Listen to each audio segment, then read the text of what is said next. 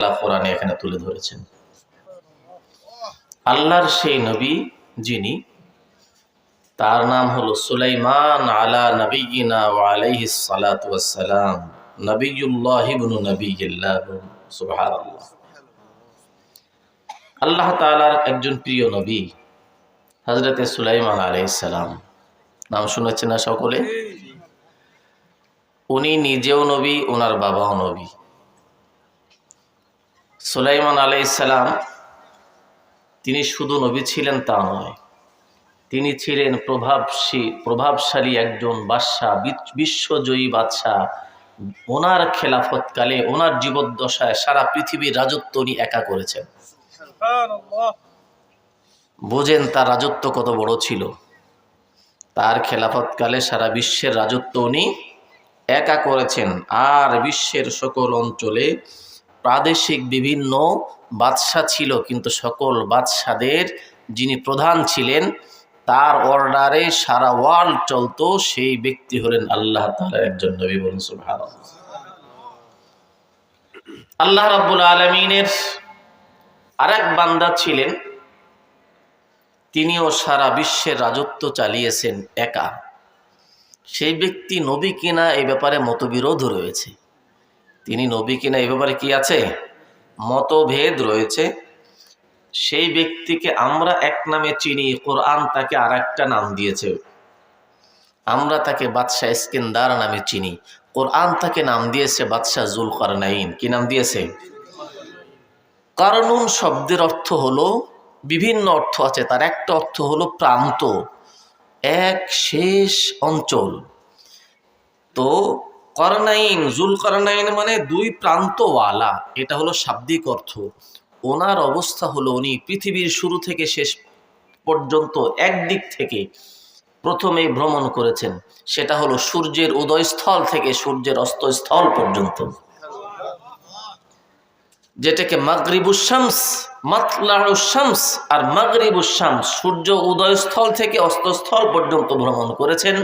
এবং দক্ষিণ অঞ্চল থেকে উত্তর অঞ্চল পর্যন্ত, ইস্ট থেকে ওয়েস্ট, নর্থ থেকে সাউথ, পুরা পৃথিবী ভ্রমণ করেছেন, পৃথিবীর সকল প্রান্তে ভ্রমণ করেছেন। এই জন্য ওনাকে জুলকারনাইন বলা হয়। আল্লাহ কোরআনে এই নাম দিয়েছেন সূরাতুল কাহফের মধ্যে, ওয়াসআলুনাকা আন যিল কারনাইন। আপনার আমার মাযহাবের বিখ্যাত ফতোয়ার কিতাব ফতোয়া শামির মধ্যে উল্লেখ হয়েছে, উখতুলিফা ফি নবুওয়াতিহি, তার নবুয়তের ব্যাপারে মতভেদ রয়েছে। তবে উনি আল্লাহর প্রিয়ভাজন ছিলেন, বড় নেককার ছিলেন, এর মধ্যে কোনো সন্দেহ নেই। উনি সারা বিশ্বের বাদশাহী করেছেন, নেককার মানুষ ছিলেন। তবে সুলাইমান আলাইহিস সালাম শুধু নেককার ছিলেন না, নেককারদের পথপ্রদর্শক ছিলেন। উনি নবী এবং আল্লাহর প্রিয় একজন বান্দা ছিলেন এবং নিষ্পাপ নবী ছিলেন। আচ্ছা বলুন, যার পাওয়ার এত বড়, সারা পৃথিবীর বাদশাহ, তার জনবলের ধনবলের অভাব আছে? ভালো করে বোঝার চেষ্টা করবেন। তার জনবলের অভাব ছিল না মোটেই। আরে মানব তো পরের কথা, হাদিসের মধ্যে এসেছে, তা নয় শুধু কোরআনের মধ্যে এসেছে। আল্লাহ তাআলা ওনাকে পাখির ভাষা শিক্ষা দিয়েছেন, পশুর ভাষা শিক্ষা দিয়েছেন, পিঁপড়ার ভাষা পর্যন্ত শিক্ষা দিয়েছেন। তাফসিরে কুতুবির মধ্যে এসেছে, হযরতে সুলাইমান আলাইহিস সালাম তার হাতে একটা লাঠি ছিল, ওই লাঠি দিয়ে একটা পাথরকে আঘাত করেছেন। আঘাত করার পরে পাথরটা ভেঙে গেছে। ভেঙে যাওয়ার পর সেই পাথরের ভিতরে একটা ফোকলা জায়গা, সেই জায়গার ভিতরে একটা পোকাকে দেখতে পেয়েছেন। এই পোকা, সে আল্লাহর নামে তাসবিহ পাঠ করছে। কি করছে? সুবহানাল্লাযী খালাকানি, আমি পবিত্রতা বর্ণনা করছি আমার সেই রবের, যিনি আমাকে সৃষ্টি করেছেন।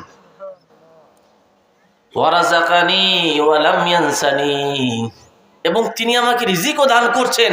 আমার জীবনের একটা দিনও তিনি আমার কাছে এই বদ্ধ পাথরের এই ফোকলা জায়গায় রিজিক পৌঁছাইতে তিনি ভুল করেন নাই কোনোদিন। আল্লাহু আকবার। এই পোকাটা তাসবিহ পাঠ করছে। পৃথিবীর সকল মাখলুক, বড় আজীব কথা, ভালো করে শুনে নিয়েন। আজ আমরা পশু যেগুলো আছে, কীট পতঙ্গ যেগুলো আছে, পোকামাকড় যেগুলো আছে, পানির মাছ যেগুলো আছে, সেই সবগুলো আপনি আমি আমাদের মানবের কাছে সবগুলো কিন্তু তাবেদার। কথা ঠিক আছে কিনা? যে কাজে হোক, যেমনি হোক, পশুকে বন্দি করি, পশুকে জবাই করি, পাখিকে ধরে আনি, শিকার করি, জবাই করি, মাছকে জাল ফেলে ধরি, ধরে কেটে রান্না করে খাই। আর যেগুলো এই সকল বড় প্রয়োজনে না থাকে, অনেক সময় ফুর্তি করার জন্য মানুষ তার শক্তি এবং সামর্থ্য ক্ষমতা প্রকাশের জন্য অনেক সময় দেখা যায় হিংস্র প্রাণীগুলোকে পর্যন্ত সম্পূর্ণ ট্যাম করে, অনুগত বানায়। মানুষে এমনও তো আছে, বাঘ সিংহকে পোষ মানায় সেগুলোর ঘাড়ে চড়ে সেগুলো নিয়ে খেলা তামাশা করে না?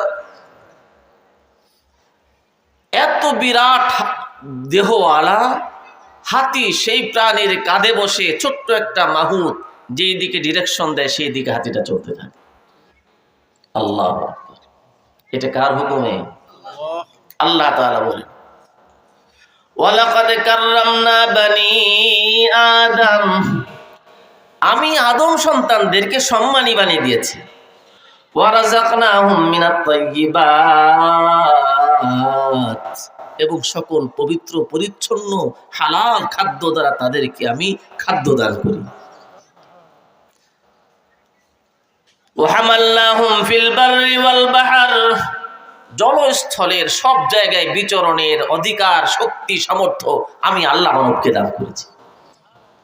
মানুষ শূন্য স্থানে এয়ারলাইন্সে ফ্লাই করতে থাকে, মানুষ রকেটে এক গ্রহ থেকে অন্য গ্রহে নবযানে চলে যায় মানুষ, এরপরে সাবমেরিনে করে সাগর তল দিয়ে চলে মানুষ।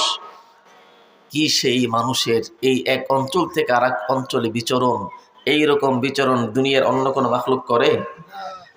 আজ দুনিয়ায় যত প্রযুক্তি এবং যত গবেষণার ফসল সব কিছু আসছে, এইগুলো মানুষ যে আজ তারা ক্রিয়েট করছে, সৃষ্টি করছে, আবিষ্কার করছে, এইগুলো কার দেওয়া মেধা ব্যবহার করে?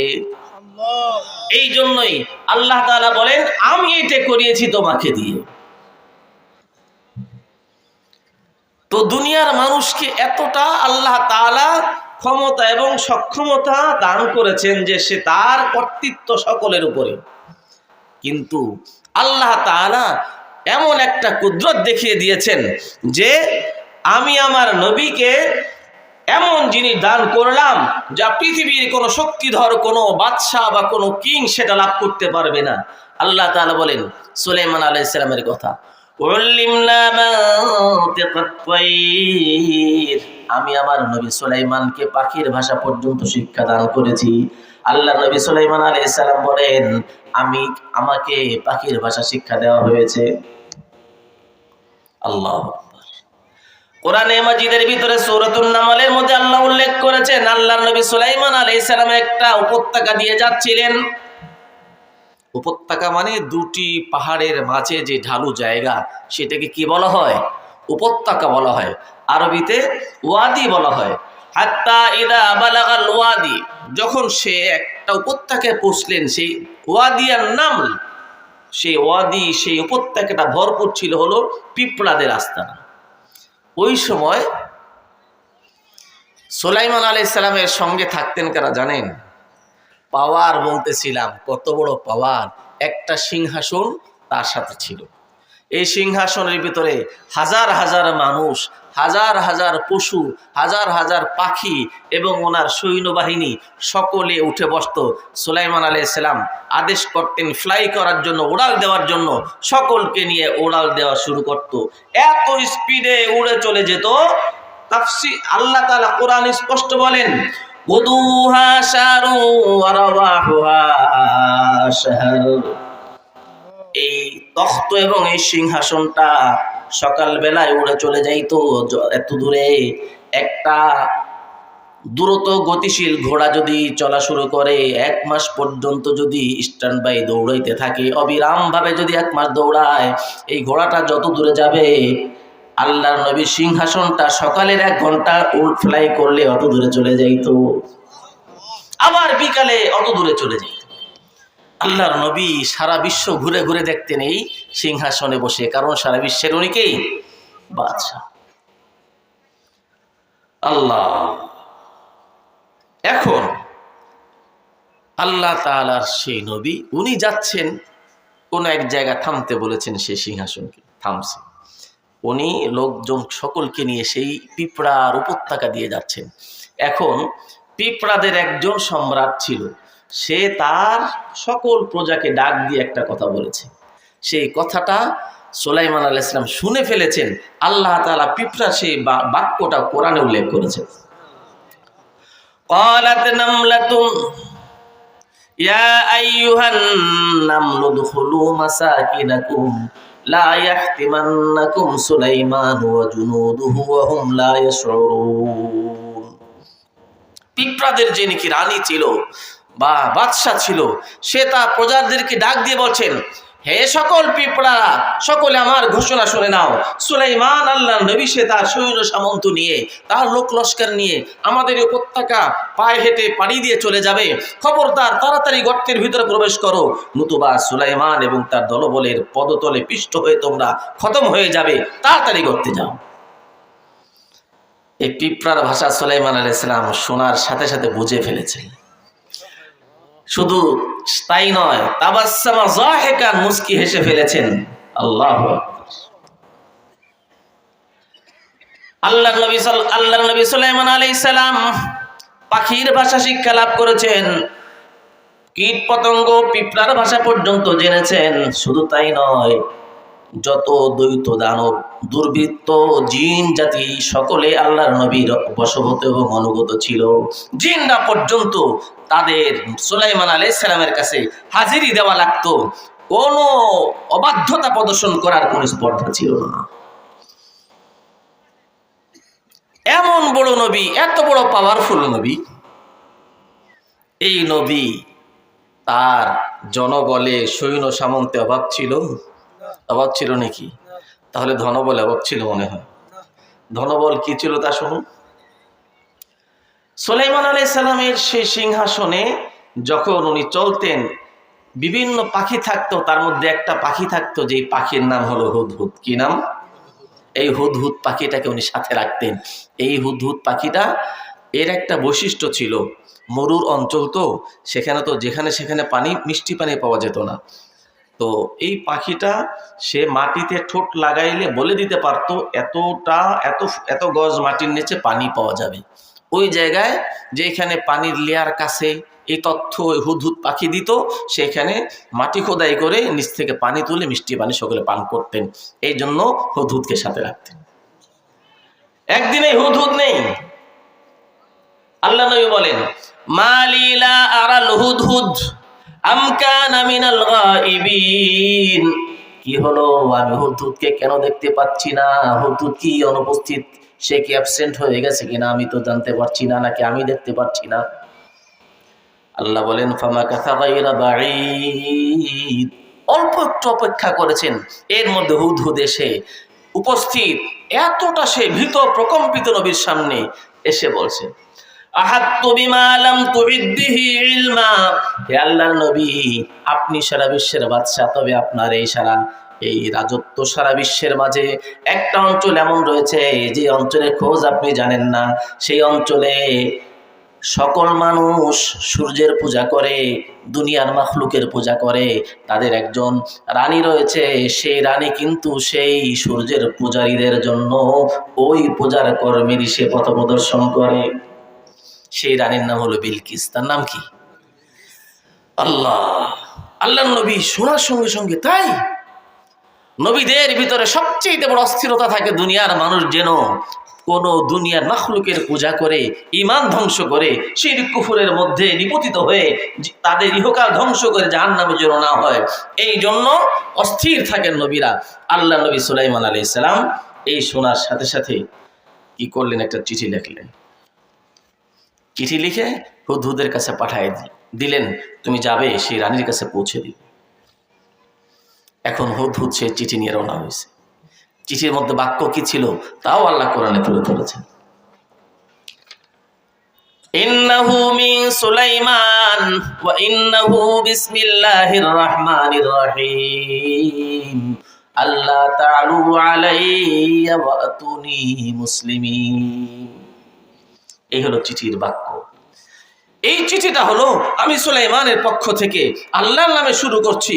শুনে রাখো, আমি চিঠি পাঠিয়ে দিচ্ছি, দম্ভ অহংকার করো না, সকলে আল্লাহর সামনে আত্মসমর্পণ করে একত্ববাদের বিশ্বাসী হয়ে তোমরা আমার কাছে চলে আসো। রানী বিলকিস এখন সে বুদ্ধিমতী ছিল, তার কাছে চিঠি পৌঁছার পরে সে পরীক্ষা করতে চেয়েছে আমার অঞ্চল দখল করার জন্য, সম্পদ পাওয়ার জন্য সে লালায়িত কিনা। এর জন্য রানী বিলকিস কিছু হাদিয়ে পাঠিয়েছে, কতগুলো মতিমুক্তা পাঠিয়েছে, কতগুলো স্বর্ণের ডিম, কতগুলো হীরকের ডিম পাঠিয়ে দিয়েছে সুলাইমান আলাইহিস সালামের কাছে। কিন্তু নবীদেরকে আল্লাহ তাআলা ভবিষ্যতের এবং অদৃশ্যের তথ্য এইগুলো জানিয়ে দেন কে? একটা কথা জানিয়ে রাখি, ঈমানের বিশ্বাসের এটা অবিচ্ছেদ্য অংশ। অদৃশ্যের এবং ভবিষ্যতের কোনো তথ্য দুনিয়ার কোনো মানুষ জানে না, একমাত্র কে জানেন? আল্লাহ। যদি কেউ মনে করে তার পীর বাবা জানে, যদি কেউ মনে করে তার কোনো শায়েখ বা তার সেই ল্যাংটা বাবা জানে, তাহলে সে শিরকের উপরে আছে। কিসের উপরে আছে? আল্লাহ তাআলা কোরআন স্পষ্ট করে বলে দিয়েছেন, কুল লাউ কুনতু আ'লামুল গায়ব লাস্তাকতারতু মিনাল খায়র ওয়া মা মাসানিয়াস সূ। হে আমার নবী, আপনি জগতের মানবদেরকে বলে দিন, অদৃশ্যের অথবা ভবিষ্যতের কোন তথ্য সম্পর্কে যদি আমি অবগত হইতাম, সকল কল্যাণ আমি আমার নবীর জন্য আমি ফয়সালা করতাম, কোনদিন আমাকে কোনো অকল্যাণ কখনো স্পর্শ করতো না। কে বলছেন? আল্লাহর নবী বলছেন। আল্লাহ তাআলা বলে দিচ্ছেন তার নবীকে জগতের মানুষকে জানিয়ে দেওয়ার জন্য। ভবিষ্যৎ সম্পর্কে যদি আল্লাহর নবী জানতেন, তাহলে রাসূল কারীম সাল্লাল্লাহু আলাইহি সাল্লাম বিভিন্ন ধরনের মুসিবতের সম্মুখীন হইতেন, সেখান থেকে নিজেকে সেভ করে রাখতেন না। একজন ইহুদি মহিলা খয়বারের বাড়ি, সে একটা ছাগল জবাই করে বিষ মিশিয়ে ভুনা করে রাসূল কারীম সাল্লাল্লাহু আলাইহি সাল্লামকে খেতে দিয়েছিল। সাহাবা একরাম কয়েকজনে খেয়ে তাদের শাহাদাত হয়ে গেছে। নবী আলাইহিস সালাম তিনি মুখে দিয়েছেন, চিবাইছেন, কিন্তু গিলে ফেলার আগে জিবরিল আমিন এসে জানিয়ে দিয়েছেন। নবী আলাইহিস সালাম তখন তাড়াতাড়ি করে ফেলে দিয়েছেন। এটা যদি তিনি ভবিষ্যৎ অদৃশ্য সম্পর্কে যদি তিনি অবগত হইতেন, তাহলে তিনি এটা মুখে দিতেন? সাহাবা একরামকে খেতে পারমিশন দিতেন? যদি তিনি জানতেন যে আমি এই সমস্যার সম্মুখীন হব উহুদের প্রান্তরে, অথবা মক্কার মুশরিকরা যে কষ্টগুলো দিয়েছে, তিনি যদি জানতেন আগের থেকে, তাহলে তিনি সেই সকল পরিস্থিতির সম্মুখীন হইতেন? তিনি যদি জানতেন যে আমাকে জাদু করছে ইহুদ গোষ্ঠী, লাবিদ ইবনে আসাম নামে এক ইহুদি নবী আলাইহিস সালামকে জাদু করার কারণে আল্লাহ রাসূল সাল্লাল্লাহু আলাইহি সাল্লাম দীর্ঘদিন পর্যন্ত প্রায় 6 মাস অসুস্থ হয়ে পড়েছেন, যদি তিনি জানতেন তাহলে নিজেকে সেভ করতে পারতেন কিনা? এর দ্বারা বুঝে আসলো আল্লাহ বলেন, ওয়া ইনদাহু মাফাতিহুল গায়ব লা ইয়ালামুহা ইল্লা হু। জেনে দেখো, সকল অদৃশ্যের চাবিকাঠি একমাত্র আমি আল্লাহর কাছে আছে, জগতের কোনো মানুষ সেটা জানে না। তবে নবীদের অবস্থা হলো এমন, দুনিয়ার কোনো বিষয় সম্পর্কে জগতের সাধারণ মানুষ যা জানে না, নবীরা তা জানেন। কারণ কি? আল্লাহ তাআলা তাদেরকে জানিয়ে দেন, এই কারণেই নবীরা জানেন। তো নবীরা অদৃশ্যের খোঁজ খবর নিজের বাহুবলে জানতে পারেন না, কার শিক্ষা দেওয়ার কারণে জানেন, কিন্তু বাহুবলে জানেন ল্যাংটা বাবা এবং যত ঈমান ডাকাত মাজার পূজারী সকল পীর ফকির গুলো, তাই না? আল্লাহ নবী সুলাইমান আলাইহিস সালামকে আল্লাহ জানিয়ে দিয়েছেন, সে আপনাকে পরীক্ষা করার জন্য কিছু জাগতিক সম্পদ এগুলো আপনার কাছে পাঠিয়ে দিচ্ছে। সুলাইমান আলাইহিস সালাম এইবারে বলছেন, তাই? তাহলে আমার সিংহাসন থেকে 12 মাইল পর্যন্ত পুরা জমিনকে স্বর্ণ দিয়ে তোমরা বিছানা বিছায় দাও। এই লম্বা সে ঘটনা, সম্পদেও কমতি ছিল না, পাওয়ারেও কমতি ছিল না। এত বড় নবী, সেই নবী আল্লাহর কাছে প্রার্থনা করেছেন যে বাক্যে, সেই কথাটা একটু শোনো। আল্লাহ রব্বি আউজিনি আন আশকুরা নি'মাতাকাল্লাতী আন'আমতা আলাইহি। হে আল্লাহ, আপনি আমাকে তৌফিক দান করেন, আমি যেন শুকর আদায় করতে পারি আপনার পক্ষ থেকে নেয়ামত যা পেয়েছি সেই নেয়ামতের। আল্লাহর নবী দুটি নিয়ামত পেয়েছেন সবচেয়ে বড়। তার এক নম্বর নিয়ামতের নাম হলো নবুয়ত এবং রিসালাত। এক নম্বর নিয়ামতের নাম কি? এবং এই নিয়ামতের চাইতে বড় নিয়ামত বিশ্বের কোন মানুষের কাছে কখনো আসে নাই। আল্লাহ রাব্বুল আলামিন আপনার আমার নবীকে ডেকে বলেন, ওয়া আম্মা বিনিয়ামাতি রাব্বিকা ফাহাদ্দিস। হে আমার নবী, দুনিয়ার ময়দানে আপনাকে অনেক জাগতিক নিয়ামত এবং অনেক সুযোগ সুবিধা দান করেছি, যার বর্ণনা সূরা দুহার মধ্যে বর্ণিত হয়েছে। এরপরে আল্লাহ শেষে গিয়ে বলেন, ওয়া আম্মা বিনিয়ামাতি রাব্বিকা ফাহাদ্দিস। হে আমার নবী, বিশেষ নিয়ামত যা আপনাকে দান করলাম, নবুয়ত এবং রিসালাতের আসনে বসাইলাম, এই নিয়ামত জগৎবাসীর মাঝে আপনি ছড়িয়ে দিন। বুঝতে পেরেছেন? এর চাইতে বড় নেয়ামত আর কিছু নাই, যার কারণে রাসূল কারীম সাল্লাল্লাহু আলাইহি ওয়াসাল্লামকে বলা হয়েছে হাদিসের মধ্যে, আজওয়াদুন নাস, সবচেয়ে বড় দানবীর সবচেয়ে বড় দাতা হলেন জগতের মাঝে আল্লাহর নবী সাল্লাল্লাহু আলাইহি ওয়াসাল্লাম। কারণ মানুষকে পৃথিবীর মধ্যে সর্বশ্রেষ্ঠ দৌলত লাভ করার পরে সেই দৌলতের দিকে পথ প্রদর্শন করেছেন, মানুষদেরকে জাহান্নামের পথ থেকে সরিয়ে তাদেরকে জাহান্নামের দিকে রাস্তা দেখিয়েছেন। যার বর্ণনা আল্লাহ তাআলা কোরআনে মাজিদের মধ্যে বলেন, উযকুরু নি'মাতাল্লাহি আলাইকুম ইদ কুনতুম আদাআন ফাআল্লাফা বাইনা কুলুবিকুম ফাআসবাহতুম বিনি'মাতিহি ইখওয়ানা ওয়া কুনতুম আলা শাফা হুফরাতিন মিনান নার ফাআনখাযাকুম মিনহা। হে জগতের মানবেরা, আমার সেই নিয়ামতের কথা স্মরণ করো, যেই নিয়ামত তোমাদের মাঝে ছিল না, তোমরা পথভ্রষ্ট ছিলে, তোমরা জাহান্নামের গর্তের একদম কিনারে পৌঁছে গিয়েছিলে, জীবন অবসান হয়ে যাওয়ার সাথে সাথে, মৃত্যু হওয়ার সঙ্গে সঙ্গে তোমরা জাহান্নামের মধ্যে নিক্ষিপ্ত হইতা। সেই মুহূর্তে তোমাদেরকে আমার রাস্তা দেখিয়ে ঈমান এবং ইসলামের এই বাণী তোমাদেরকে পৌঁছে দিয়ে হেদায়েতের ছায়াতলে আশ্রয় দিয়ে তোমাদেরকে জান্নাতের ঠিকানা বানিয়ে দিয়েছে। এই নিয়ামতকে তোমরা স্মরণ করো, এর চেয়ে বড় নিয়ামত আর কিছু নাই। যার কারণে পৃথিবীর মধ্যে সবচেয়ে বড় দানবীর হলেন, সবচেয়ে বড় দাতা হলেন, সবচেয়ে বড় অবদান দাতা হলেন রাসূল কারীম সাল্লাল্লাহু আলাইহি ওয়াসাল্লাম। তো রাসূল কারীম সাল্লাল্লাহু আলাইহি ওয়াসাল্লামের থেকে জগৎবাসী যে নিয়ামত পেয়েছেন সেই নিয়ামত হলো নিয়ামতুল কোরআন, নিয়ামতুল হিদায়াহ, নিয়ামতুল ইসলাম ও নিয়ামতুল উলুমিল ওয়াহী। বলুন সুবহানাল্লাহ। আমার প্রিয় সকল উপস্থিতি, এখন এই জন্যই সুলাইমান আলাইহিস সালামের উপরে আল্লাহ দান করেছেন যে দুটি নিয়ামত, তার একটা হলো কি নবুয়ত এবং রিসালাত, দুই নম্বর নিয়ামত হলো রাজত্ব এবং বাদশাহী। রাজত্ব এবং কি? রাজত্ব তার সারা বিশ্বব্যাপী, বিশ্বজয়ী তিনি। আবার সাথে সাথে মানব শুধু নয়, দানব শুধু নয়, পশুকুল, কীট পতঙ্গ, মৎস্যকুল, পাক পাখালি সবার উপরে রাজত্ব যার প্রতিষ্ঠিত ছিল তিনি হলেন হযরত সুলাইমান আলাইহিস সালাম। এটা কি আল্লাহ তাআলার নিয়ামত না? এই উভয় নিয়ামত পাওয়ার পরে শুকরের জন্য, শুকর আদায়ের তৌফিক পাওয়ার জন্য প্রার্থনা করলেন। কারণটা কি জানেন? জগতের মানুষকে তিনি শিখাইয়া দিচ্ছেন যে আল্লাহর পক্ষ থেকে নেয়ামত পাওয়ার পরে দৃষ্টি রাখতে হয় নেয়ামত দাতার দিকে। দুনিয়ার সাধারণ মানুষের অবস্থা হলো, কোনো পাওয়ার যদি লাভ করে, কোনো নেয়ামত লাভ করলে তখন সে দাম্ভিক এবং অহংকারী হয়ে যায়, নেয়ামত দাতার দিকে তখন খবর থাকে না। আর দুনিয়ার ভোগ বিলাসের সম্পদ এবং নেয়ামতের মধ্যে হাবুডুবু খেয়ে তখন সে একদম স্বেচ্ছাচারিতা, যা খুশি তাই শুরু করে দেয়, সীমালঙ্ঘন করে, দুর্বলের উপরে অন্যায়, দুর্বলের উপরে অবিচার করে, আল্লাহ তাআলার দাসত্বের ময়দানে অসংখ্য ত্রুটি করে এবং সম্পদ অর্জনের মধ্যেও তার কোনো বাদ বিবেচনা থাকে না। মানুষের মাঝে ইনসাফ করতে গিয়ে তার কোনো বাদ বিবেচনা থাকে না। সে স্রষ্টার সাথে তার সম্পর্ক ছিন্ন হয়ে যায়, তার শুধু নজর থেকে দুনিয়ার এই সকল সম্পদ রাজির দিকে। আল্লাহ রাব্বুল আলামিন সেই সকল ব্যক্তিদেরকে কোরআনে কেমনে হুঁশিয়ার করছেন? المال والبنون المال والبنون زينة الحياة الدنيا والباقيات الصالحات খায়রুন ইনদা রাব্বিকা সাওয়াবান ওয়া খায়রুন আমালা।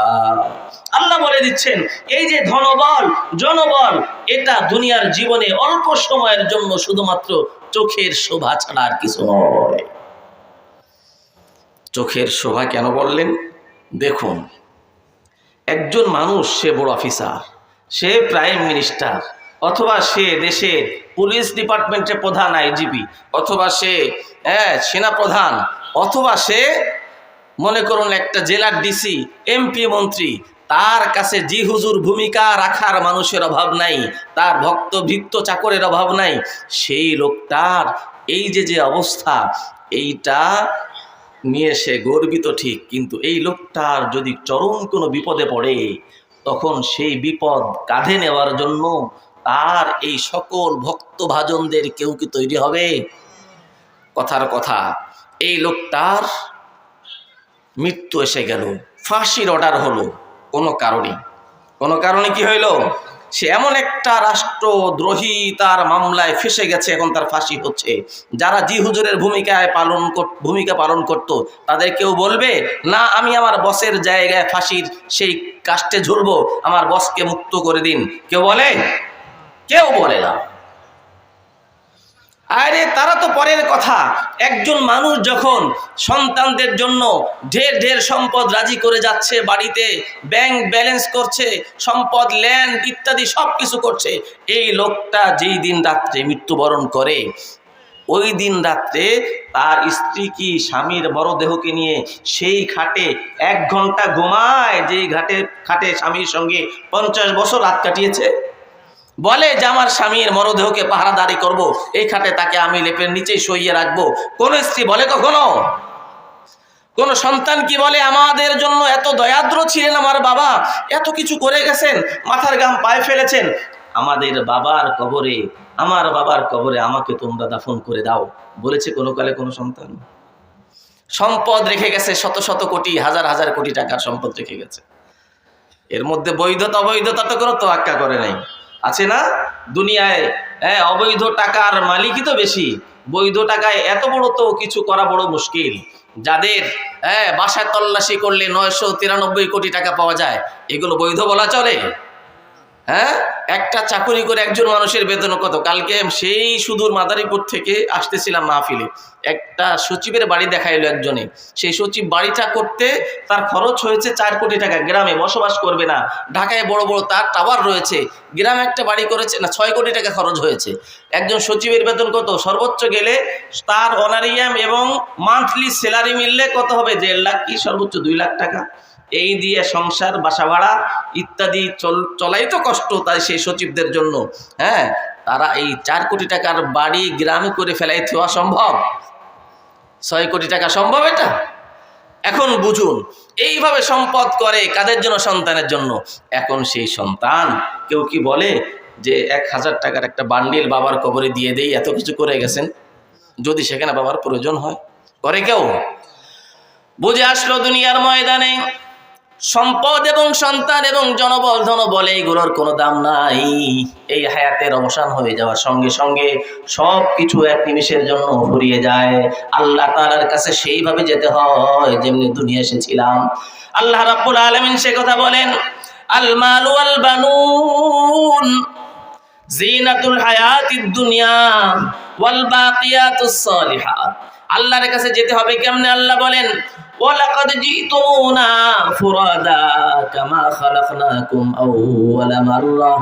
একাকী আমার কাছে আসবে যেমনি করে তোমাকে আমি দুনিয়া পাঠিয়েছিলাম। মায়ের গর্ভ থেকে যেদিন তুমি দুনিয়ায় পদার্পণ করেছিলা, তোমার মা যেদিন তোমাকে প্রসব করেছিল, ওই দিন তুমি যেমনি করে একা, তোমার বডির সব অবস্থা যেমন, সেইভাবে তোমাকে কবর থেকে তুলবো আমি। দুনিয়া আসার সময় দেহে পোশাক পরিচ্ছদ ছিল? পায়ে কোনো জুতা ছিল? মোজা ছিল? এই যে অবস্থা, শুধু তাই নয়, এই বাচ্চাটা ভূমিষ্ঠ হওয়ার সাথে সাথে ওর যে কান্নাকাটি শুরু হয়ে গেছে, বাবা আদর করে, মা আদর করে, ভাই বোন আত্মীয় স্বজন আদর করে, এই বাচ্চার অনুভূতিতে কোনো কিছুই কি ভাসে? ও শুধু কেঁদেই চলে, ও মনে করে আমার কেউ নাই, আমি একাই একা। যেমনি করে দুনিয়া আসার সময় সম্পূর্ণ নগ্ন দেহে একদম পোশাক বস্ত্র শূন্য অবস্থায় দুনিয়ার ময়দানে এসেছিলাম। স্বজন থাকা সত্ত্বেও স্বজনকে চিনি নাই, নিজেকে একক এবং একা মনে হয়েছিল। আল্লাহ তাআলা বলেন, ওয়ালাকাদ জিতুমুনা ফুরাদা, এমনি ভাবে তোমাদের কিন্তু আমার কাছে আসতে হবে। এই জন্য দুনিয়ার সম্পদ এবং দুনিয়ার জনবল এবং ভালোবাসার মানুষের 4টা পয়সার দাম নাই। আল্লাহ বলেন, ওয়াল বাকিয়াতুস সালিহাত, তোমার জন্য চিরস্থায়ী, তোমার জন্য কল্যাণ বয়ে আনবে যে বস্তুটা, সেটা হলো তোমার সারা জীবনের নেকির কর্ম। আল্লাহর সামনে, আমি মালিকের সামনে ঈমান এবং নেকির কর্ম হিসেবে যা তুমি পেশ করতে পেরেছো, সেটাই কেবল আমি আল্লাহ তাআলার কাছে গ্রহণযোগ্য হবে। সেইটারই পুরস্কার তোমার জন্য রয়েছে কিয়ামতের ময়দানে, সেই জান্নাত দান করার মাধ্যমে। বলো সুবহানাল্লাহ। এখন দুনিয়ার মানুষ যেহেতু তারা ভুলে যায় স্রষ্টাকে, তারা ভুলে যায় দুনিয়ার হায়াতের সার, এবং তারা ভুলে যায় আখিরাত। নিয়ামত পাওয়ার পরে, বিশেষ করে জনবল পাওয়ার পরে আর ধনবল পাওয়ার পরে, সেই সকল মানুষদেরকে আল্লাহ তাআলা শিখাইতেছেন সুলাইমান আলাইহিস সালামের বাক্যকে এই কোরআনে তুলে। তার মতো বড় পাওয়ারফুল তো তুমি হতে পারবে না, তার মতো বড় সম্পদের উপরে কর্তৃত্বশীল তুমি তো হতে পারবে না। সে কিভাবে আমার কাছে প্রার্থনা করছে, রব্বি আউজি'নি আন আশকুরা নি'মাতাকাল্লাতী আন'আমতা আলাইহি, হে আল্লাহ, যে নেয়ামত তুমি আমাকে দান করেছো এর শুকর আদায় করার তৌফিক তুমি দান করো। এখানে আর একটা কথা ভালো করে স্মরণ করে নেই, শুকর আদায় এইটা আমরা অনেকে বুঝতে ভুল করি। আল্লাহ রাব্বুল আলামিন যখন কোরআনে সুলাইমান আলাইহিস সালামের বাবা দাউদ আলাইহিস সালামকে একটা আদেশ দান করেছিলেন জাবুর নামক কিতাবে, সেই আদেশটা কোরআনে আল্লাহ তাআলা তুলে ধরেছেন। সেইটা জাবুরের ভিতরে সেই আল্লাহর আদেশটা যেটা দাউদ আলাইহিস সালামকে দিয়েছেন, সেই আদেশটা কি ছিল? ওয়া'মালু আলা দাউদা শুকরা, হে দাউদের পরিবার, শুকরের আমল তোমরা করো, যথাযথ শুকর আদায় করো। তবে শুনে নাও, ওয়াকালিলুম মিন ইবাদিয়াশ শাকুর, আমার বান্দাদের মধ্যে শুকরগুজারদের সংখ্যা হলো অত্যন্ত কম। শুকরের অর্থ দুনিয়ার মানুষের যথারীতি বোঝে না। শুকর আদায় করা এটা একজন মানুষের জন্য তেমনি ভাবে ফরজ যেমনি করে নামাজ আদায় করা ফরজ।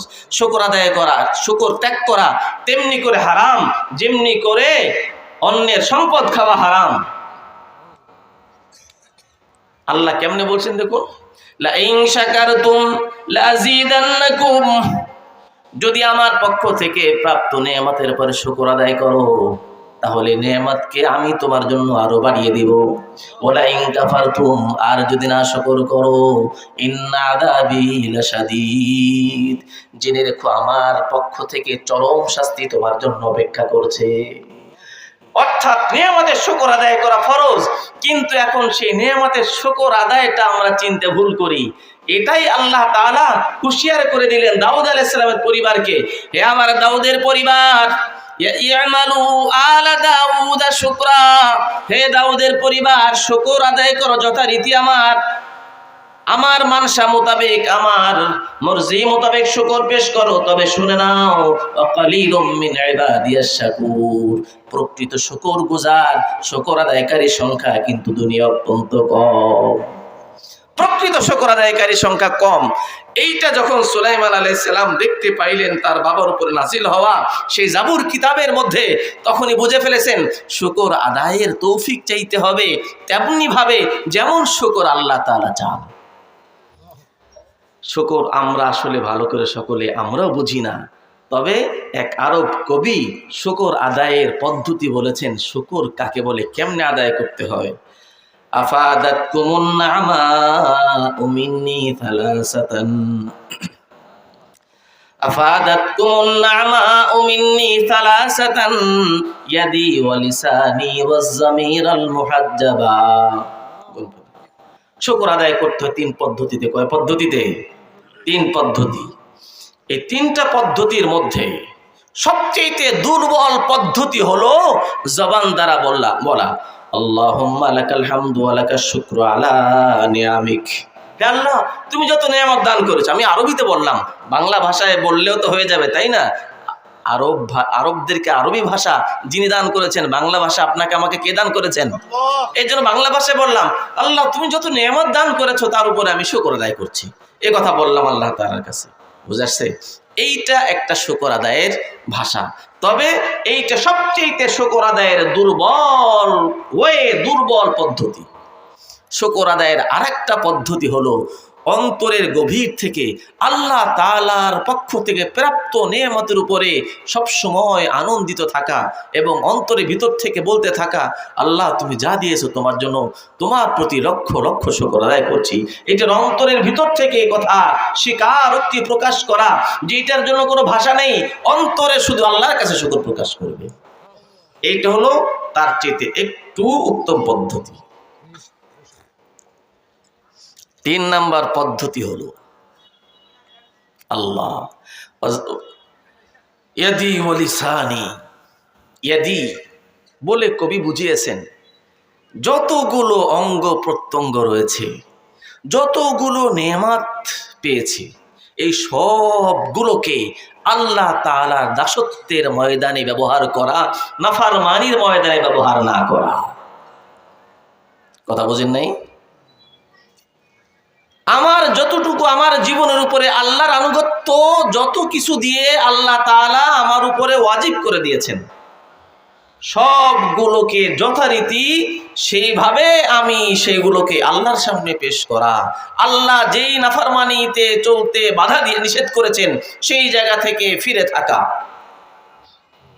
এইটা হলো শুকরিয়া আদায়ের সর্বশ্রেষ্ঠ পদ্ধতি। এক একটা করে একটু উদাহরণ দিয়ে আপনাদের বুঝাইলে বুঝবেন। আল্লাহ রাব্বুল আলামিন আপনার আমার দেহের মধ্যে যত অঙ্গ প্রত্যঙ্গ দান করেছেন, এইগুলো আল্লাহর গোলামীর ময়দানে ব্যবহার করা, তেমনি করে আল্লাহর নাফরমানির জায়গা হতে সরিয়ে রাখা। আল্লাহ তাআলা হাত দান করেছেন, এই হাত দ্বারা আমি আমার বৈধ কাজে সব জায়গায় ব্যবহার করব। হাত কে দান করেছেন? আল্লাহ। আলাহুম আইদি ইয়াবতিশুনা বিহা, আমি কি তাকে ক্যাচ করার জন্য হাত দান করি নাই, ধরার জন্য হাত দান করি নাই? কে বলেছেন? আলাহুম আইনু ইউবসিরুনা বিহা, আমি কি তাদেরকে চক্ষু দান করি নাই দুনিয়ার সবকিছু দেখার জন্য? আলাহুম আরজুলু ইয়ামশুনা বিহা, তাকে আমি কি চলার জন্য পা দান করি নাই? বন্ধুরা, শরীর দান করেছেন, সেই শরীরকে অ্যাক্টিভ রাখার জন্য পুষ্টিকর খাদ্যের ব্যবস্থাও কে করেছেন? আবার সেই অঙ্গগুলোকে আল্লাহ তাআলা সক্রিয় বানিয়ে দিয়েছেন, সেটাকে প্যারালাইজড করে দেন নাই। এটা কার মেহেরবানি? এই অঙ্গগুলোকে নাফরমানির জায়গায় ব্যবহার করা যাবে না। এই হাতকে যত বৈধ জায়গায় ব্যবহার করতে হবে, এই হাত দিয়ে পিতামাতার খেদমত করতে হবে, এই হাত দিয়ে আমার বৈধ কর্মগুলো করে উপার্জনকে হালাল করতে হবে, এই হাত দিয়ে আমি সকল আল্লাহর বিধান পালনের কাজে ব্যবহার করব। কিন্তু এই হাত যদি নাফরমানির কাজে ব্যবহার করি, জুলুমের কাজে ব্যবহার করি, ভিন নারীকে টাচ করার ক্ষেত্রে ব্যবহার করি, এই হাত দিয়ে যদি সুদি কারবার করি, ঘুষের কারবার করি, এই হাত দিয়ে যদি আমি সুদের লেনদেন করি, এই হাত দিয়ে যদি দুর্বলের উপরে আমি আঘাত করি, এইগুলো হাত নামক নিয়ামতের নাশকরি। কথা বুঝতে পেরেছি? আল্লাহ তাআলা চক্ষু দান করেছেন, কেন দান করেছেন? আল্লাহ বলেন ইউবসিরুনা বিহা, জগৎকে দেখার জন্য, বিশ্ব কায়নাতকে দেখে দেখে আমি রবকে চিনবে, আমি রবের শুকর আদায় করবে, আর দুনিয়া চলার পথকে সে দেখে দেখে চলবে। এই জন্য চক্ষু দান করেছি। এই চক্ষু দিয়ে সে আমার কালাম তেলাওয়াত করবে, আমার দ্বীনের বিষয়াদি পড়াশোনা করবে। এই জন্য দান করেছি। এই চক্ষুকে আমি নাফরমানির জায়গায় ব্যবহার করতে আমি কখনোই চক্ষুকে তাকে দান করি নাই। সে যদি এইটা দিয়ে ভিন নারীকে দর্শন করে, এইটা দিয়ে যদি অন্য অন্য সকল নাফরমানির জায়গায় তাকিয়ে দেখে, তাহলে এই চোখ নামক নিয়ামতের নাশুকরি হয়ে যায়। আল্লাহ রাব্বুল আলামিন জবান দান করেছেন আল্লাহর নামের জিকির করার জন্য, সত্য সঠিক কথা বলার জন্য, আল্লাহর কোরআন তেলাওয়াতের জন্য, আল্লাহর নামে নামাজে দাঁড়িয়ে তাসবিহ পাঠ করার জন্য। এখন সেই জবান দিয়ে যদি নাফরমানির কথা, হারাম কর্ম, গালাগালি, দিনহীনতার পরিচয় জায়গায় জায়গায় দেই, মিথ্যা কথা, মিথ্যা সাক্ষ্য, ওয়াদা খেলাফি ইত্যাদি যদি যখন করা হয়, জবান নামক নিয়ামতের শুকর আদায় করা হলো নাকি নাশুকরি করা হলো?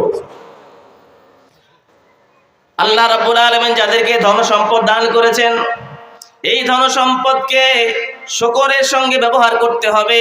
যখন নির্দিষ্ট এই সম্পদ প্রথমে উপার্জন করার সময় বৈধতা রাস্তায় উপার্জন করতে হবে। উপার্জিত সম্পদ যখন নির্দিষ্ট পরিমাণে হয়ে যায় তখন কখনো যাকাত দিতে হয়, কখনো সাদাকাতুল ফিতর করতে হয়, কখনো কোরবানি করতে হয়। আর যদি এর চাইতে বেশি হয়ে যায় বাইতুল্লাহর হজের জন্য অর্থ ব্যয় করতে হয়। এই পথে অর্থকে ব্যয় করা এটা সম্পদের জন্য সঠিক ব্যবহার। আর এটাকে যদি নাফরমানির কাজে কেউ ব্যবহার করে কি করে না, এই সম্পদগুলোকে কেউ ব্যবহার করলো ঘুষ দেওয়ার ক্ষেত্রে, সুদ দেওয়ার ক্ষেত্রে, কনসার্ট দেওয়ার জন্য, গায়িকাদেরকে ভাড়া করে আনে এই টাকাকে ব্যবহার করবে।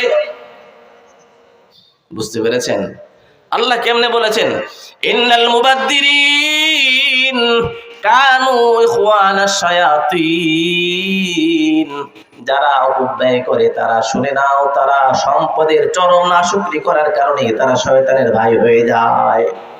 সূরা বনী ইসরাঈলের ভিতরে আল্লাহ তাআলা সম্পদের অপব্যবহারকারীকে শয়তানের ভাই বলেছেন। সম্পদের অপব্যবহার চূড়ান্ত হারাম, অকাট্য হারাম। অপব্যবহার আর অপচয় কিন্তু এক না, বুঝতে পেরেছেন? অনেকে এখানে গুলিয়ে ফেলে। একটা হলো অপচয় আর একটা হলো অপব্যবহার। একটা হলো অপচয় মানে হলো আমার এখানে 300 টাকা খরচ করলে হয়ে যায়, আমি 1000 টাকা খরচ করলাম, এইটা অপব্যবহার নয়। এইটাকে বাংলায় বলে হলো অপচয় অথবা অমিত ব্যয়। বুঝে আসছে? আর আরবিতে এইটাকে বলা হয় ইসরাফ। কি বলা হয়? ইসরাফ করা। এটা হারাম নয়, অপছন্দনীয়। কোরআনে আল্লাহ তাআলা তুলে ধরেছেন, ওয়ালা তাবসুতহা কুল্লাল বাসতি। বান্দারে, আমার নিয়ামতকে, আমার দেওয়া সম্পদকে তুমি দেদারসে খরচ করে ফেলো না। তুমি এটাকে যদি খরচ করে দেদারসে ফেলো, এক সময় তুমি অর্থ সংকটে পড়ে তুমি ক্ষতিগ্রস্ত হয়ে যাবা। এই জন্য এটা করো না। তোমার সুবিধার্থে তোমাকে আমি অপচয় করতে নিষেধ করলাম। অপচয়টা শরীয়তে হারাম নয়। হারাম কোনটা? অপব্যয়টা হারাম। আর অপব্যয়ের আরবি হলো তাবজির। তাবজিরটা চূড়ান্ত হারাম। তাবজির বলা হয় হারাম কর্মের পেছনে পয়সা খরচ করা। কিসের পেছনে? মদ কেনার জন্য এই পয়সা খরচ করা, জেনাবে বিচার করার জন্য প্রোস্টিটিউটদের কাছে যাওয়ার জন্য এই পয়সা খরচ করা, অথবা কোনো গানের কনসার্ট করার জন্য, অথবা কোনো এই নর্তকী নায়িকা জানার জন্য পয়সা খরচ করা, সিনেমা হল দেওয়ার জন্য পয়সা খরচ করা, একজন মানুষকে মারার জন্য, একজন মানুষকে থাপ্পড় দেওয়ার জন্য, আর একজন মানুষকে ছুরা মেরে দেওয়ার জন্য কিলারদেরকে ভাড়া করার কাজে পয়সা খরচ করা। এই সবগুলোকে শরীয়তের পরিভাষায় তাবজির বলা হয়। কোরআনে সূরা বনী ইসরাঈলের মধ্যে এইভাবে টাকা খরচ করাকে চূড়ান্ত অকাট্য হারাম বলা হয়েছে। শুধু তাই নয়, এইভাবে যারা টাকাকে খরচ করবে এরা শয়তানের ভাই হয়ে যায় আল্লাহর কোরআনের বর্ণনায়।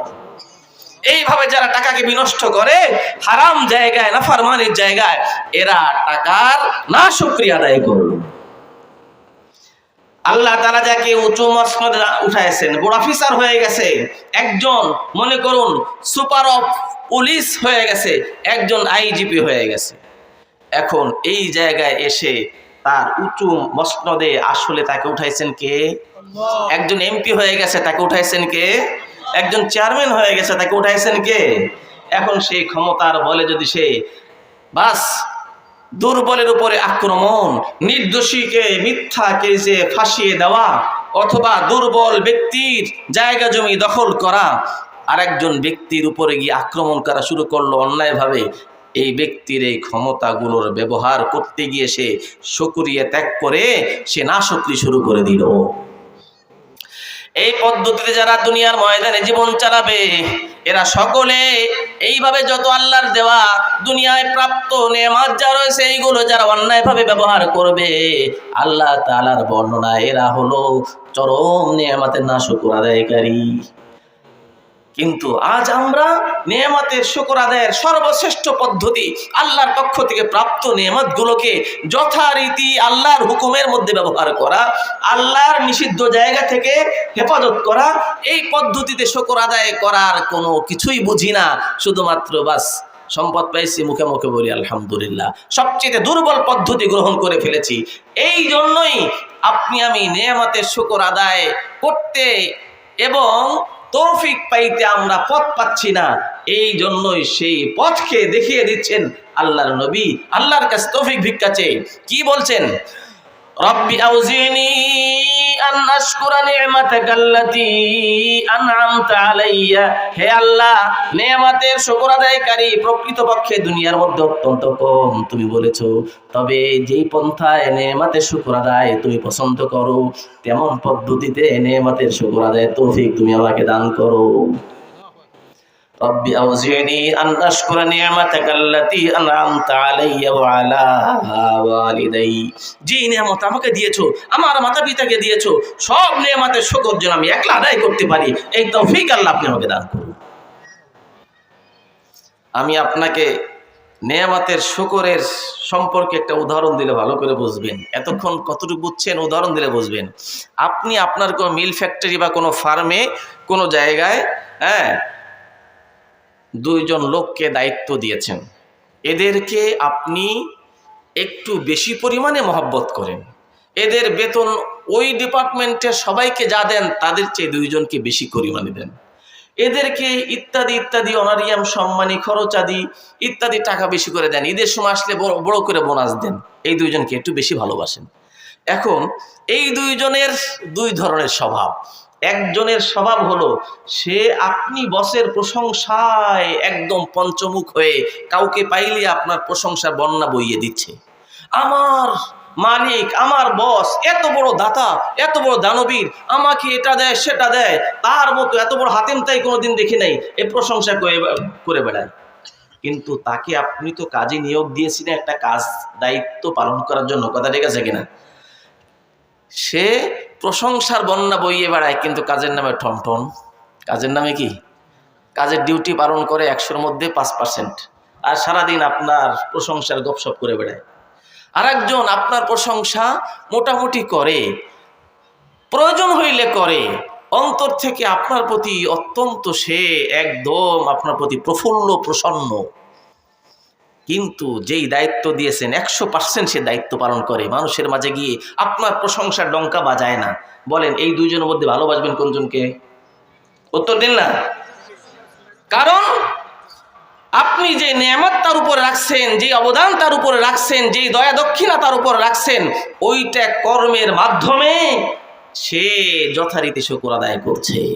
এইটা যদি বুঝে থাকি তাহলে এবার বুঝে দেখুন, যেই ব্যক্তি আল্লাহর দাসত্বটাকে যথারীতি পালন করে, সে আল্লাহর প্রশংসা, আল্লাহর নেমতের শুকর জবান দিয়ে খুব করতে না পারলেও আল্লাহর হুকুমের তাবেদারি 100% করলে সেই ব্যক্তি প্রকৃত শুকর আদায়কারী হবে কি হবে না? আর একজন প্রশংসা করে বেড়ায়, আল্লাহর নাফরমানি ময়দানে ঠিকই বিচরণ করতে থাকে, আল্লাহর নেমতের শুকর মুখে প্রকাশ করতে থাকে, আল্লাহর নাফরমানি সকল ময়দান এসে চলতে থাকে, তো সেই ব্যক্তি কি প্রকৃত শুকর আদায়কারী হইল? আল্লাহ তাআলা নবীর পরে বলেন ওয়া আন আমালা সালিহা। হে আল্লাহ, শুধুমাত্র নেয়ামতের শুকর আদায়ের তৌফিক চাই না, আমি আরো চাই তুমি আমাকে নেক আমল করার জন্য তৌফিক দান করো। নেক আমল করার জন্য তৌফিক কে দিতে পারেন? এই সাআদাত বাজুরে বাজুনিস তানা বখশদ খোদায়ে বখশেন্দা। আরে আল্লাহর বিশেষ অবদান ছাড়া আল্লাহর সামনে নেকির আমল পেশ করার কারো কোনো ক্ষমতা নেই। বাহুবলে এই ক্ষমতা কেউ লাভ করতে, এই জন্যই নেক আমল করার তৌফিক আল্লাহর কাছে চাইতে হয়। নবী আলাইহিস সালাম কেমনে দোয়া করেছেন হাদিসের মধ্যে আছে, আল্লাহুম্মা মুকাল্লিবাল কুলুব সাব্বিত কলবি আলা দীনিক। আল্লাহ, আপনার দিনের উপরে চলার জন্য আমাকে দৃঢ় বানিয়ে দিন, আমার অন্তরকে আপনি মজবুত বানিয়ে দিন। শুধু তাই নয়, কোরআনে আল্লাহ তাআলা দোয়া শিখিয়েছেন, হে বান্দা তুমি আমার কাছে দোয়া করতে থাকো, ইহদিনাস সিরাতাল মুস্তাকিম ইয়াকা না'বুদু ওয়া ইয়াকা নাস্তাঈন। আল্লাহ তোমার ইবাদত করি আর এই ইবাদতের উপরে চলতে যেন পারি সেই সাহায্য তোমার কাছে চাই, সেই তৌফিকও তোমার কাছে চাই। এখন ইবাদত কিছু পেশ করলাম, তৌফিক পাইলাম, নামাজ, রোজা, হজ, যাকাত, তেলাওয়াত, তাসবিহাত, সাদাকাত সবকিছু করলাম, বাস মনে করলাম যে আমার কেল্লা ফতে হয়ে গেছে, তাই কি বিষয়? ইবাদত পেশ করে, দাসত্ব পেশ করে আমি জান্নাতের উপযুক্ত হয়ে গেছি, এই কথা ভাবার সুযোগ আছে? ভালো করে শুনেন এই বন্ধুরা আমার, ইবাদত যারা করি তারা হুঁশিয়ার হয়ে যায়, আমার এই কথা ভাবার কোনো সুযোগ নাই, এই ইবাদতের বদৌলতে আমি জান্নাত পেয়ে যাব। কারণ রাসূল করিম সাল্লাল্লাহু আলাইহি ওয়াসাল্লাম ইরশাদ ফরমান, লা ইউদখিলা আহাদান আল জান্নাতা আমালুহু, কোন বান্দাকে তার আমল কখনো জান্নাতে প্রবেশ করাইতে পারবে না। কোন বান্দা তার আমলে কখনো জান্নাতে প্রবেশ করতে পারবে না। সাহাবায়ে কেরাম বললেন, ওয়া ইয়াকা ইয়া রাসূলুল্লাহ, হে আল্লাহর রাসূল, আপনিও কি আমলের মাধ্যমে জান্নাত পাবেন না? রাসূল করিম সাল্লাল্লাহু আলাইহি ওয়াসাল্লাম বললেন, ওয়া ইয়া, আমি নবীও জান্নাত পাবো না আমলের বদৌলতে, ওয়ালাকিন্নাল্লাহ ইয়াতাগাম্মাদানি বিরহমাতিহি, তবে আল্লাহ তাআলা সেই রহমতের বদৌলতে আমি নবীর জন্য জান্নাত বরাদ্দ করেছেন, ওয়াদা করেছেন, তাই জান্নাতে যেতে পারবো। নবী আলাইহিস সালাম যদি জান্নাতে যান রহমতের বদৌলতে, আপনি আমি আমলের ধাক্কা যাব? বুঝে আসলো বন্ধুরা আমার, আমলের মাধ্যমে কেউ জান্নাত পাবো না। জান্নাত একমাত্র আল্লাহর রহমত পাওয়ার, আল্লাহর রহমতের বদৌলতে দুনিয়ার মানুষে পাবে। আর আল্লাহর রহমত কারা পায় তাও শুনে নেই। আল্লাহ তাআলা বলেন, ইন্না রাহমাতাল্লাহ করিবুম মিনাল মুহসিনিন, আল্লাহর রহমত নেককারদের তিনি করে থাকে। নেক আমলের মাধ্যমে জান্নাত পাওয়া যাবে না, তবে নেক আমলের মাধ্যমে রহমত নিকটে আসতে থাকে। এখানে একটা কথা শুনিয়ে দিচ্ছি, রহমতের একটা প্রতিশব্দ রয়েছে, বিপরীত শব্দ রয়েছে, সেই শব্দটাকে আরবিতে বলা হয় লানাত। কি বলা হয়? রহমত হলো আল্লাহর দয়া এবং তার অনুগ্রহ, আর লানাত হলো আল্লাহর দয়া ও রহমত থেকে দূরে তাড়িয়ে দেওয়া। এখন আল্লাহর রহমত এটা নিজের কাছে পেতে হইলে, রহমতের ভাগী হইতে হইলে লানাতের কর্ম থেকে বেঁচে থাকতে হবে, কি থাকতে হবে না? এখন যেই জায়গায় আলো সেই জায়গায় অন্ধকার থাকে না, যেই জায়গায় আপনার দিন সেই জায়গায় রাত থাকে না। এমন যেমনি করে একটা আরেকটা সম্পূর্ণ বিপরীতমুখী, রহমত আর লানাত একটা অপরটার বিপরীতমুখী। এই লানাত এর ক্ষেত্র হওয়া থেকে যারা বেঁচে থাকবে এবং সর্বাত্মক চেষ্টা করবে, তারাই রহমতের ভাগী হবে। তবে এই রহমত থেকে বান্দা দূরে সরে যায়, লানাতের এরিয়ার ভিতরে পড়ে যায়, যেই সকল পাপের কারণে, তার মধ্যে একটা চরম ভয়ানক পাপের নাম আপনাদের বলে দিচ্ছি, সকলে বাঁচতে পারবো ইনশাআল্লাহ। সেই পাপের নাম হলো সুদি কারবার করা। কি করা? সুদি কারবার করা। যারা ব্যাজে টাকা লাগাই, যারা ব্যাংকে ফিক্সড ডিপোজিট অথবা এই যত ব্যাংকের সিস্টেম আছে, সেভিংস অ্যাকাউন্ট, ফিক্সড ডিপোজিট ইত্যাদি ইত্যাদি, সুদি ব্যাংকে টাকা থই, অথবা গ্রামে ব্যাজে টাকা লাগাই, অথবা যারা বন্ধকি জমির ফসল খাই, এই সবগুলো সুদি কারবার। সুদ সম্পর্কে আল্লাহ তাআলা কেসা ধমকি দিয়েছেন। ইমাম মালিক রাহিমাহুল্লাহ তিনি বলেছেন, এক কিতাবে পড়তেছিলাম, উনি বলেন, তাসাফফাহতু কিতাবাল্লাহ, মালিকে মাযহাবের যিনি গোড়াপত্তন করেছেন ইমাম মালিক রাহিমাহুল্লাহ, উনি বলেন, তাসাফফাহতু কিতাবাল্লাহ, আল্লাহর কোরআনের সব অংশ আমি খতিয়ে দেখেছি, ওয়া সুন্নাত রাসূলিহি সাল্লাল্লাহু আলাইহি সাল্লাম, রাসূল করিম সাল্লাল্লাহু আলাইহি সাল্লামের সকল সুন্নাহ হাদিসগুলোকে আমি খতিয়ে দেখেছি। লা ফালাম আজিদ জামবান আযামা মিনার রিবা, আমি সুদের চাইতে বড় ভয়ানক পাপ একটাকেও পাই নাই। কারণ ফাইন্নাল্লাহ তাআলা আযানা ফিহি বিল হারব, সুদের কর্মের বিরুদ্ধে আল্লাহ যুদ্ধের ঘোষণা করার কারণে। আল্লাহ কেমনে যুদ্ধের ঘোষণা করছেন তাও কোরআন থেকে শুনুন। ইয়া আইয়ুহাল্লাযীনা আমানুত্তাকুল্লাহ, হে দুনিয়ার মুমিনেরা, আমি আল্লাহকে ভয় করো। ওয়া দারু মা বাকিয়া মিনার রিবা, সুদি কারবার যা তোমাদের মাঝে এখনো চালু আছে, সেই সুদি কারবারকে তোমরা ত্যাগ করে দাও। লা তাজলিমুনা ওয়া লা তুজলামুন, ফাইন তুবতুম ফালাকুম রুউসু আমওয়ালিকুম, যদি তোমরা তওবা করো, আমার প্রিয় হয়ে বাঁচতে চাও, আমার অনুগত হয়ে থাকতে চাও, তাহলে তোমরা মূল ক্যাপিটাল, যেই মূলধন, মূল ক্যাশটা পাবা, তোমরা মুনাফা এবং ইন্টারেস্ট পাবা। এভাবে তোমার চলতে হবে। যদি কেউ সুদ খায় আর একজন সুদ দেয়, একজন জালেম হয়, একজন মাজলুম হয়। আল্লাহ রাব্বুল আলামিন বলেন লা তাজলিমুন ওয়া লা তুজলামুন, জুলুম করেও না কেউ, জুলুমের শিকার কাউকে বানায়ও না, সুতরাং সুদি কারবার বর্জন করো।